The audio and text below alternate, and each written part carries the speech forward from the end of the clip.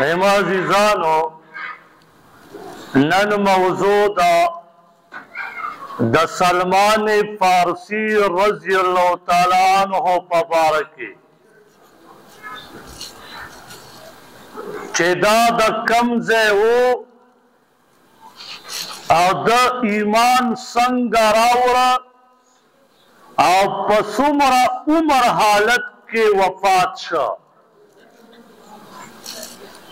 او صحابو دا دی دین دا پارا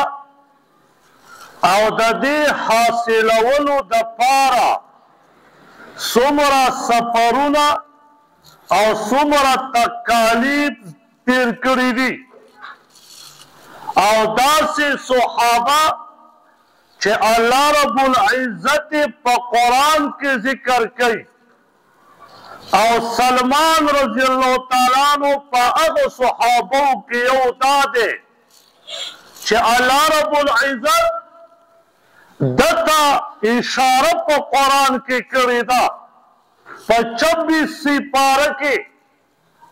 دا آیات چھے کلر نازل شا نبی علیہ السلام تشریف فرما دے صحابہ وسرناستی سلمان رضی اللہ تعالیٰ عنہم تشریف فرما دے وَإِن تَتَوَلَّوْا يَسْتَبْدِلْ قَوْمًا غَيْرَكُمْ ثُمَّ لَا يَكُونُ أَمْثَالَكُمْ اللہ آیات راولے گا چھے کچرے تاسو صحابو اسے تنبیح اللہ ورکی کچرے تاسو دغا دین چھے ما پیغمبر تاسو کے راواستاو دین اسلام میں راواستاو کچرے بالفرض کے تاسو پر خدا غیرکم ستاسو علاوہ ضرور خلق راولم عرب بنی عجمی بی او دا دی دین کار بکی نبی علیہ السلام او فرمایل پدی کی اشارہ دا سلمان رضی اللہ تعالیٰ عنہ تا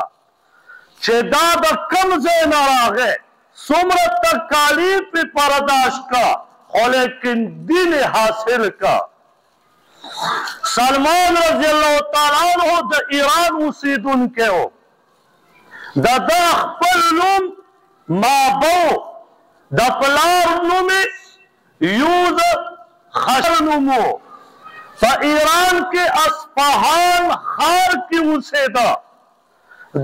پلار زمیدارو پٹی بے کرل فصل بے کرلو لیکن پدی کی دمر مالدارو چے پخفل اصفہان خار کے دیو عزتو دا مالدارے دا وجینا یو نمیو او دا سلمان رضی اللہ تعالیٰ عنہ معشومو او دے پلار دا دیر نیازبیل نویو فرمائی پخپلا رضا پخاو بد پویدم لیکن دا غی باوجود بزا پلار دا کور نا بہر نپر خودم فرمائی رضا یو زل پلار سکار پسی اولی گرم خو زمون خاندانی پیشا زمیداری وا خو لیکن زمون پلار زبخ پلا مونگ با دا اور عبادت کو او اغا اور بشپورد ما ملکی دلو تلپری خودا ویوزل پلار راتویل بچیا باہر پٹھو توزا او زما پا کور کے لکار دے دا غلط سنبالو وی مالا پا دومر عمر کے چیزا زوانے ترسی دلیم لیکن باہر با پلار زن پری خودم وی پا دگا ورز ما تا موقع میلاو شوا زباہر ہوا تما پلار روانیم یو گیر جمعی اولی دا عیسائیانو پدغا ٹیم کی نبی علیہ السلام تا نبوت ندے میلاو وی نبی علیہ السلام موجود نو نوی پدغا ٹیم کی دا عیسائی توب دین حق و سچو لیکن تبدیلی پا کی خلقو بیام کرے وا فرمایي یو ګرجه مې ولیده چې خلکو عبادت کو وی زه هغې ته ننوتم وی د سحر نه تر ماښامه پورې ټوله ورځ ما په هغې کې تېره کړه وی ما ته د خپل عبادت نه دغه د عیساییتوب والا عبادت ما ته بهتر ثابت شو وی ما هلته کې ټوله ورځ تېره کړه اوس دې ته ویلې کېږي د زړه تمنا چې حق عبادت او حق ایمان ورته حاصل شي مسلمان هم دغه رنګې زمون د دین چې کومه شعبه ده که دعوت تبلیغ دی که علم دی که جهاد دی که هر یو شعبه ده د هغې مقصد دا دی چې ما کې پوره دین راشي نو نبی علیه السلام دغه ټولې شعبې دین وګرځو افسوس نن مسلمان ټوټې ټوټې کړ اے مشران یو متل کوي وی جوړول په کالونو کېږي خو اختلاف راوستل په سیکنډ سره کېږي قرآن کې خو الله صراحتاً فرمایي کنتم خیر امة اخرجت للناس الله فرمایي اے زما بندگانو تاسو یو امت واحده یې یو امت یې فرقې نشته الله فرمایي انما المؤمنون اے ټول مؤمنان یې الله فرمایي مسلمون ټول مسلمانان یې مسلمان اتخاذ کا افسوس نن څومره فرقې جوړې دي یو ډله په بلې ډلې پسې مونځ نه کوي بله ډله په بلې پسې نه کوي نو د قرآن آیات سره به څه کوي الله فرمایي تاسو یو ډله یئ یو امت یئ تاسو خلک خو ته رابلئ د بدو نه بچ کوئ دا مه ګوره چې دا وابي دی دا مه ګوره دا پنجپیری دی دا مه ګوره دا دیوبندي دی دا مه ګوره دا بریلی دی دا مه ګوره دا د بلې ډلې دی مسلمانه ورشه او جومات ته یې راوله جماعت کې کېنوه دین اسلام ورته وښایه دې ته ویلی کېږي مونږ نن تفرقې پیدا کړې نو سلمان رضی الله تعالی عنه ګرجې ته ننوت دا اوس عیساییتوب یو فرقه وه او بت پرستي د اور عبادت بله فرقه وه لیکن په دغه ټیم کې د عیسی علیه السلام دین حق و چې چا سره حق واله خلک عیسی علیه السلام وفات شوی سلمان رضی الله تعالی عنه کور ته راغی پلار ورته وایي بچیه ماښام شوی او سحر تللی وې چېرته تللی وې دروغ یې نه ویل موږ خو نن دروغ وایي په موبایل روان به لري باغ کې کیسه خوانی کړم جي افسوس دا موبایل دومره دروغ شی دی نو نبی علیه السلام د دروغو نه منې کړې ده نو سلمان رضی الله تعالی عنه ورته فرمایي بابا جانا د سحر نه چې تلم د عیسایانو ګرجې ته شو چې بې دینه شو د دین نه واوړېد د دین نه واوړېد زنځیرونه یې وله خپوله واچول او بیا یې څه په طریقې سره خط یا خبر ورواستو ګرجې والو ته چې صحیح دین زه چېرته ولټوم هغې ورته وایي په دې وخت کې عیساییتوب حق او سج دین دی خو لیکن دا به تاله په شام کې میلاویږي د ایران وګوره او شام وګوره سلمان رضی الله تعالی عنه خو ځوانۍ ته رسېدلی دی سب ورته خط کې بیا وویل چې کله قافله ځي شام ته ماته ووایه قافله تله سلمان رضی الله تعالی عنه پټ راووت د پلار نه په ناخبرۍ کې زنځیرونه خپو کې پراته هغې قافلې ته یې ځان ورسو د هغې سسور شو روان چې شام ته ورسېد په شام کې سلمان رضی الله تعالی عنه یو ګرجې ځای ته لاړ و هلته یې تپوس وکړو چې ستاسو راهب څوک دی هغې ورته وویل چې په شام کې سل علاقه ده و هلته کې به تا ته یو راهب میلو شي او د هغه لاسوندونه وکړه هلته کې راهب سره میلو شو قیصه یې وله ټوله بیان کړه راهب ځان سره وساتله د ده خدمت یې کو هغه عبادت باندې شروع و لنډه دا چې هغه راهب مړ شه نو سلمان رضی الله تعالی عنہ خلقو ته وویل چې ستاسو دغه عالم دا ګوره دینداره نه و ډېر، ما ورسره دومره کالونه تېر که،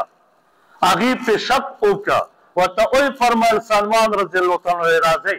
وایي دغه کنده وګڼئ چې وایي که نه سته په هغې کې اووه مټکۍ د سونو نه ډکې پرتې وي، وایي ده به تاسو نه پیسې اخیستې او دلته به یې جمع کولې او تاسو ته به یې په دروغه ویله چې زه یې خلقو له غریبانو له ورکوم.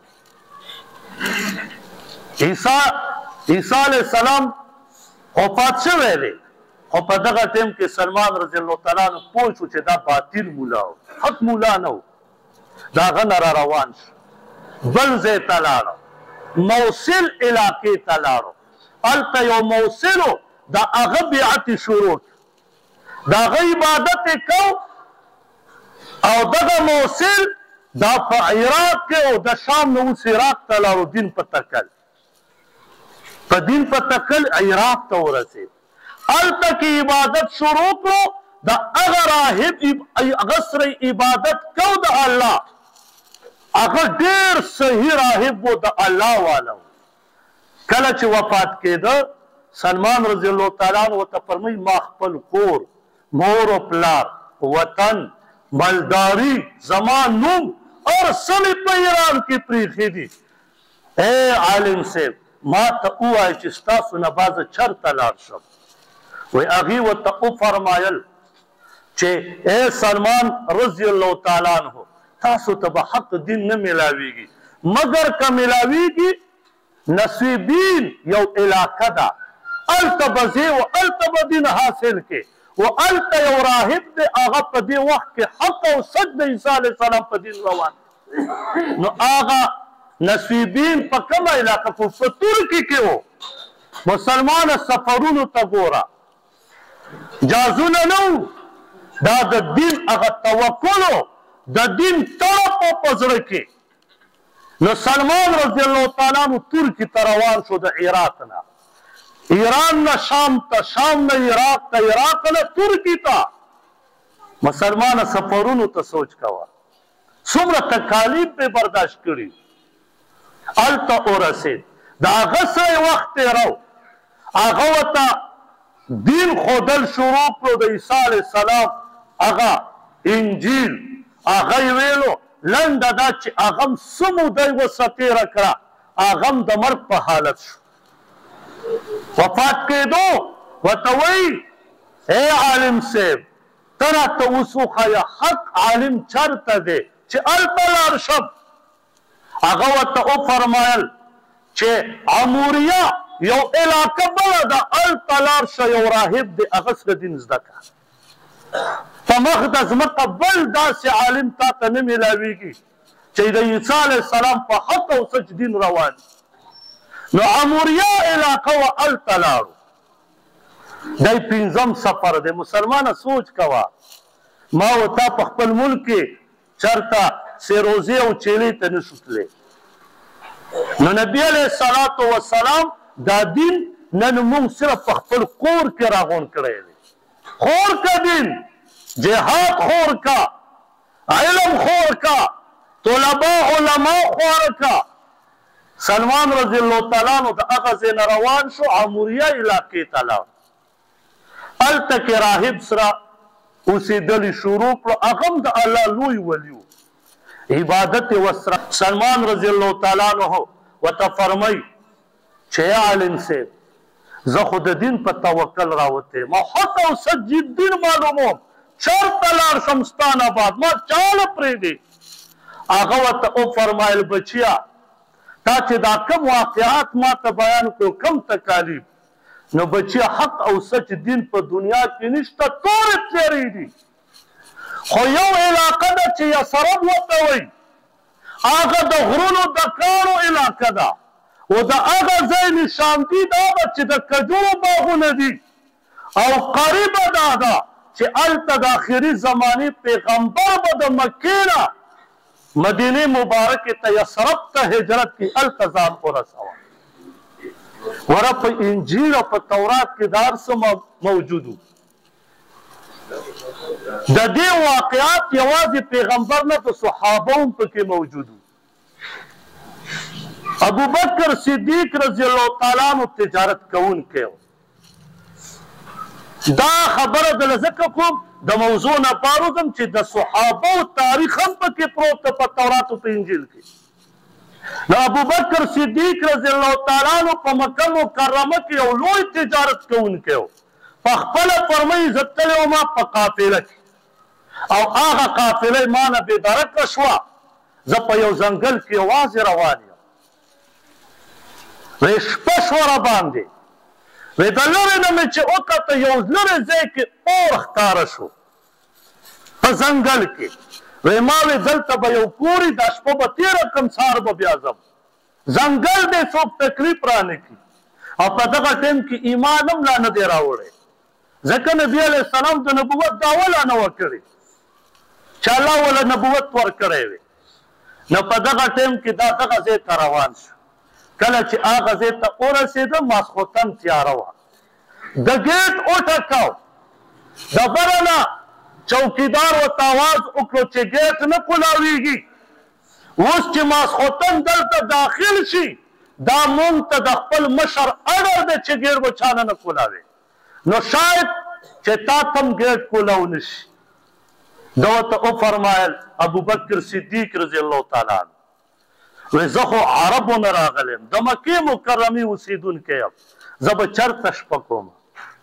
هغې ورته وویل چې دومره لرې نه راغلی مونږ د خپل مشر نه تپوس کړو. هغې لاړو مشر ته یې وویل چې دا خو ډېر د لرې نه راغلی دی، دوه درې ملکونه فاصله یې کړې ده، که ستاسو اجازت وي زه به یې راپرېږدم. هغه مشر ورته وایي نه چېرته ډاکو نه یي. هغه مشر راغی بله خپله مورچه کې لاندې ده ته وکته، رڼا لګېدلې د اور رڼا چې ویې کته. هغه مشر وویل چې ګیټ وله کولاو کې رادننی کوي، چې رادننی که. دغه مشر ورسره میلو شو خاندي. ابوبکر صدیق رضی الله تعالی عنه فرمایي زه ویارېدم چې هسې نه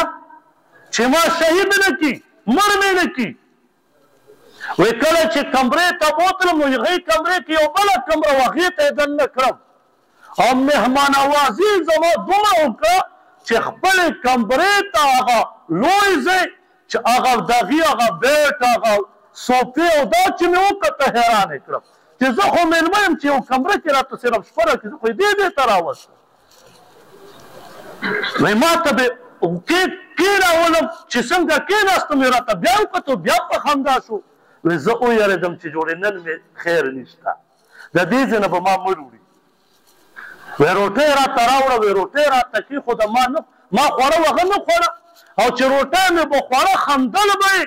او ما نه به یې کتل. وی شپه شوه. نو چې کله شپه شوه ما ته وایي چې به ته وده شه، ناوخته دی، سهار به بیا ملاقات کوو. او په شهي محل کې راته شپه راکړه کمره کې. وی سهار چې راپاڅېدم وی دا هغه مشر ماله راغی او چې ما ته وایي چې یا عربي وروره که راځه زه تا ته یو نظاره ښیم. وی زه ورسره روان شوم. وی درې شکلونه یې جوړ کړي وو او په یو خصوصي کمره کې هغه ودرولي وو، د خټو نه شکلونه جوړ کړي وو. وی ما ته وایي ته راځه. نو زه چې څنګه کمرې ته ننوتم چې ومې کته نو دا شکلونه یې داسې جوړ کړي وو. وی چې ومې کته داخلي طرف ته شکل زما و. وی بیا ویرېدم چې نن خو دې نه پرېږدي. وی دا دویم طرف ته مې چې وکته عمرو رضی الله تعالی عنه ګس طرف ته، او په دې میاشت کې مې چې وکته د نبي علیه السلام شکل مبارک یې جوړ کړی و خو نبوت ولا نه و میلاو. زه تعجب کې شم چې دا خو زه یم او دا دوه مې د مکې مکرمې اوسېدونکي دي. وی ما ته یې وویل چې او چې ته مونږ ولیدې تا ته مونږ ځکه خندل. په انجیل کې دا ذکر دی چې د آخرې زمانې پیغمبر به راځي او دا دوه به یاران وي. نو مونږ اول له ستاسو شکلونه جوړ کړي وو، ته چې ما ولیدې دا ګیټ ما تاله نه کولاوه خو د دې د وجې نه مې کولاو کړو چې هغه شکل څه ستا شکل مشابه. ته سوچ وکړه چې د صحابو هغه نقش قدم په انجیل او په تورات کې دا اول نه موجود و. سمرقندي رحمه الله دا واقع په خپل کتاب کې لیکلی. نو سلمان رضی الله تعالی عنہ هغه شخصیت و چې کله مدینه مبارکه ته راغی نو هلته کې اوسېدل شروع کړه. نو راهب ورته ویلي و چې د اخرې زمانې پیغمبر به هجرت کوي و هغه به مدینې مبارکې ته راځي، ته هلته ځان ورسوه. دا په لاره را روان شو، یو قافله وله مخې له راله او ده ته الله ښه معلوم اوس په همدغه ځای کې ورکړې ګډې بیزې او غواګانې. هغې ته یې وویله چې دا څومره مال مې دی دا ټول ستاسو شو، خو په دین داسې پتنګان صحابه ټول مال مې ستاسو شو، صرف ما یثرب ته بوځئ. هغه ټایم کې مدینې مبارکې ته یثرب ویلی کېده. هغې را روان کله چې مدینې مبارکې ځای ته وادي القرا دا د مدینې مبارکې نه دېخوا بل ځای دی، هلته چې راورسو هلته کې ته غلام جوړ کړو، په خلکو یې خرڅ کړ. ظلم داسې انتها. سلمان رضی الله تعالی عنہ چې واخیستو هغه یهودي و. مولانا عاشق الهي رحمه الله په خپل کتاب کې لیکي وایي دا په لسو کسانو خرڅ شوی دی سلمان رضی الله تعالی عنہ. خو اخیري چې مدینه مبارکې ته راورسېده په دې غلامۍ کې د هغه چې اخیري چا واخیستو هغه هم یهودي و. او مدینه مبارکې ته یثرب ته راورسېد او هلته زندګي شروع شوه. نو یو ورځ ونې ته ختلی خپل غلام خپل مولا او یهودي وله لاندې ولاړ دی، دا بره کجورې ته خېجولی دی، کجورې کې هغه ونو کې کجورې راغونډوي پخې پخې. په دې کې یو تره زوی د دې یهودي د لرې نه راغی او ورته وایي چې ای تره هغه کوم پیغمبر په باره کې چې موږ دلته مدینې مبارکې کې اورېدل چې په مکه مکرمه کې پیغمبر پیدا شوی دی او نبوت ول الله ورکړي، هغه قبا علاقې ته راغی. دا مسجد قبا چې 2 رکعته نفل پکې وکړي یو عمرې اجر دی. وایي هلته قبا علاقې ته راورسېد او دا مدینې والا ور روان دي او بیا پکې ایمان پرې راوړي. وایي زه په ونه کې وم چې ما باندې کفارې ولګېد، وجود مې پرزدو شو. وایي په منډه راکوز شومه د هغې ونې نه په جلتۍ سره او راکوز شومې چې ما سړي ته ویل چې څه چل وشو خبره راته وکړه. وایي بس زما مولا ماله په مخ وزار راکړه. وایي ما ته یې وویل خېږه که زما غلام یې او ته تپوس کې چې په دین سړی مین شي که نه هغه بیا هېڅوک نه پېژني. دغه ټایم کې به د سلمان رضی الله عنه څومره جذبه وه، د ټولې دنیا جذبه د دین راغونډه کړه. قسم په الله که د سلمان رضی الله تعالی عنه دغې جذبې ته ورسي او په مخ مبارک کې وله غزار هم ورکړه. دومره ظلم موږ ته خو دین دومره اسان دی خو موږ یې نه کوو. سلمان رضی الله تعالی عنه فرمایي وایي ما ویل چې د دې پیغمبر سره میلاوېدل غواړي، ما ته هغه راهب چې کوم نشاندهي ښودلې ده هغه یو په نن په دې پیغمبر زه چک کوم چې آیا دا دی او که نه دی. وایي چې ماښام شو مقره ته مې رو شو یو څو کجورې مې راواخیستې او په منډه منډه را روان شو. وی قبا ته مې ځان ورسو. وی نبي علیه الصلاة والسلام څه د صحابو تشریف فرما دی تیاره ده. وی ما وله کجورې وړاندې کړې چې د الله پیغمبره دا صدقه ده. وی نبي علیه السلام وفرمیل په موږ صدقه جایز نه ده. صحابو ته یې وفرمیل دا وخورئ. وی زړه کې خوشحاله شوم چې د راهب یو خبر رښتیا شو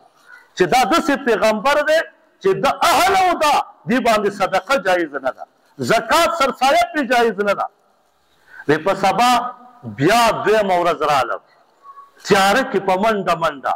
او وی چې ورغلم وی بیا مې وله کجورې کېښوي چې د الله پیغمبره دا هدیه ده.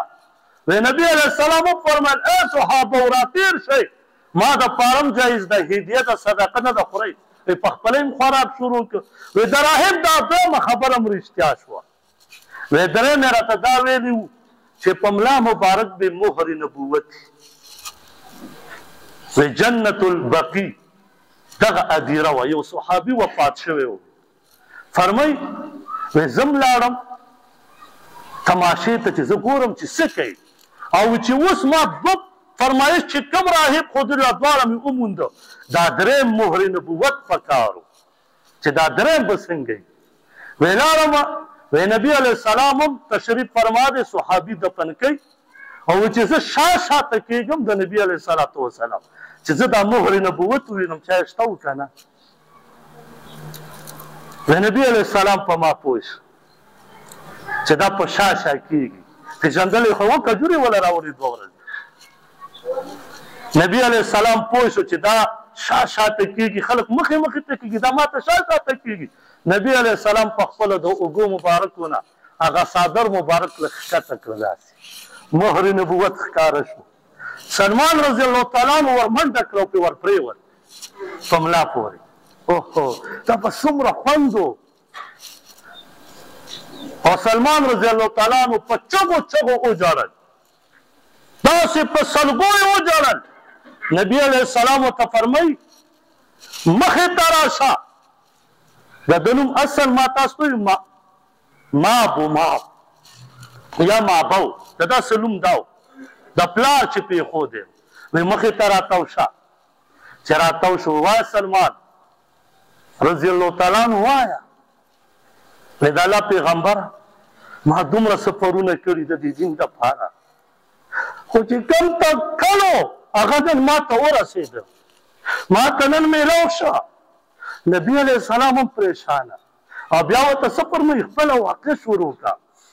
او ده د خپل تاریخ شروع کړو د ایران نه د اصفهان ښار نه جی د ایران نه لاړم عراق ته د عراق نه لاړم ترکي ته د ترکي نه لاړم عمریه ته د عمریه نه راغلم وادي القرا ته 10 کسانو واخیستم نبي علیه السلام ورته فرمایي اے سلمان رضی الله تعالی عنہ ستا نن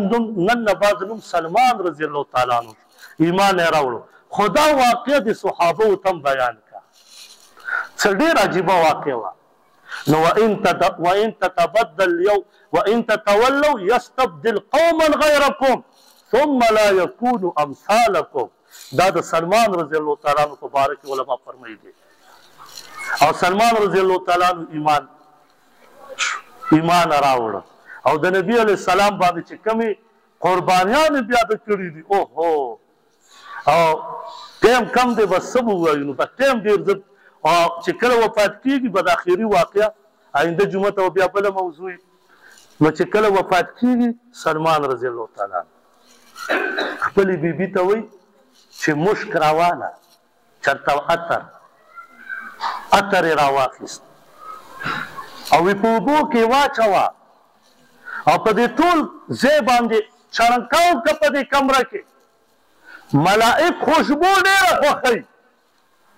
چې اوس ملائک راځي او ما نه روح اخلي چې په خوشحالۍ راشي او ما نه روح قبض کړي مسلمان عطر سره مینه پیدا کړه خو دا 2 نمبر عطر نه چې 500 روپۍ دومره بوتل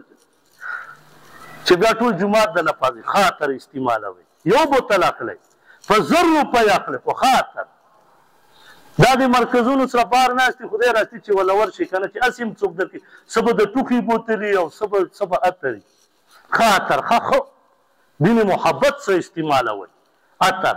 نو سلمان رضی الله تعالی عنه چې وفات شو عمر یې څومره و نو 2 قوله راځي یو قول دا دی چې 350 سال عمر یې و او بل قول دا دی چې 2.5 کاله عمر یې او علما فرمایي چې 2.5 نه کم نه او زیات و یا 2.5 کاله عمر د دین په تکل کې تېر مسلمانه زما او تاسو 8 کاله عمر دی او یا کاله عمر زموږ په څه کې تېر کړ ته ما ته ووایې ما په دې کې موږ خو ټول هسې لهو لعب کې تېر کړه هسې خلک دوکه کوو الله مو دې معاف کړي نو دین سره مینه محبت یو واقع ده چې ډېره مشهوره ده وی بلال رضی الله تعالی عنه به چې کله اذان کو نو چې ده به دا شین نشو ویلی دی په ځای به یې سین ویلو نو وی داسې به یې ویلو چې اشهدو په ځای به وی اسادو و اشهدو ان په ځای به وی اسادو ان وی داسې به یې ویلو او چې یهودیانو بیا اعتراض وکړو چې ستاسو مؤذن د پیغمبر نوم صحیح نشي اخیستی او دا لرې کوه وی الله پاک سارکونه بل چا بیا اذان کړی او بلال رضی الله تعالی عنه خفه و او د جومات نه بهر ووتو ولاړو چرته دا هسې یو خبره درله وکړم چې نبي علیه السلام به تشریف فرماو منبر سره او بلال رضی الله تعالی عنه به اذان کو مسجد نبوي کې چې دا کوم ځای کې اوس مؤذن خانه ده دغه ځای کې دا خو اوس اوچته جوړه کړې دلته لاندې دغه ځای کې به اذان کو او ده غلط ټکی ویل او نبي علیه السلام ونه نه صحیح کړ اوس دا ټول دروغ دي مفتی تقی عثماني صاحب د بینوري ټاون نه فتوا شایع شوې ده په هغې کې لیکلي دي چې دا منګړک دي بلال رضی داسې نه او نه دا واقع شته په حدیثو کې روشته نه وي وایي دا دروغ دي خلکو ځان نه جوړه کړې ده چې یرې د صحابي نعوذ بالله من ذلک د صحابي مرتبه پکې ښکته کړي یاد وساتئ چې د صحابي خبره راغله پام کوه ګورئ چې مرتبې نه ښکته نه کړي که ایمان نه به خلاص شي نو دا واقع دروغ دي هیڅ ثبوت د دې نشته ښه صحیح اذان یې کو او په هر ځای کې چې اذان کړی دی فلسطین کې بیت المقدس چې فتح کړه د عمر رضی الله په وخت کې صحابه وایي اوس څه وکړو صحابه آواز وکړه چې نبي علیه السلام خو شهید شوی وفات شوی دی ای عمر رضی الله تعالی عنه بلال رضی الله تعالی عنه ته وایي چې اذان وکړي په بیت المقدس کې هغه څنګه غلط اذان خو الله مو دې معاف دعا وکړه الحمدلله رب العالمین والعاقبة للمتقین والصلاة والسلام علی رسوله محمد و آله و اصحابه اجمعین یا الله سمو اورید سمو یا په عمل کولو توفیق راکړي یا الله د سلمان رضی الله تعالی عنه غوندې زندگی زمونږ هم جوړه کړي یا الله ټوله زندگی مونږ په دین کې وقف کړي یا الله که زمونږ زړه غواړي او که نه غواړي یا الله د دین نه مونږ مه وباسي یا الله د حلال رزق په ګټلو توفیق هم راکړي یا الله حلال رزق بچو ته راوړل کور ته راوړل یا الله د نبی علیه الصلاة والسلام د دین مطابق یا الله دا عبادت دی یا الله د دې عبادت نه مونږ مه وباسه او یا الله څوک بیماران دي بیماري په شفا بدله کړه زموږ امیر صاحب بیمار دی الله پاک دې روغ صحت عاجله کامله ورکړي یا الله دلته کې څومره بیماران دي دلته یو ماشومه د غم بیماره ده دعا ولو کې چې هغه کوم الله پاک روغ صحت ورکړي بله زنانه د غم بیماره ده د سر درد مسله ده د فالج الله پاک دې روغ صحت خپلو بچو د خپل الله عبادت دپاره ورکړي او یا الله مونږ حرمینو شریفینو ته بوځي یا الله زمونږ شریع مطابق څومره حجونه دي د خپلو غیب خزانو نه یې پوره کړه او یا الله نبي علیه الصلاة والسلام څومره خیر دعاګانې غوښتي کې نو یې څه وکړه کم نه امن غوښتي نو په امن کې وساته وعلیک البلاغ ولا حول ولا قوة الا بالله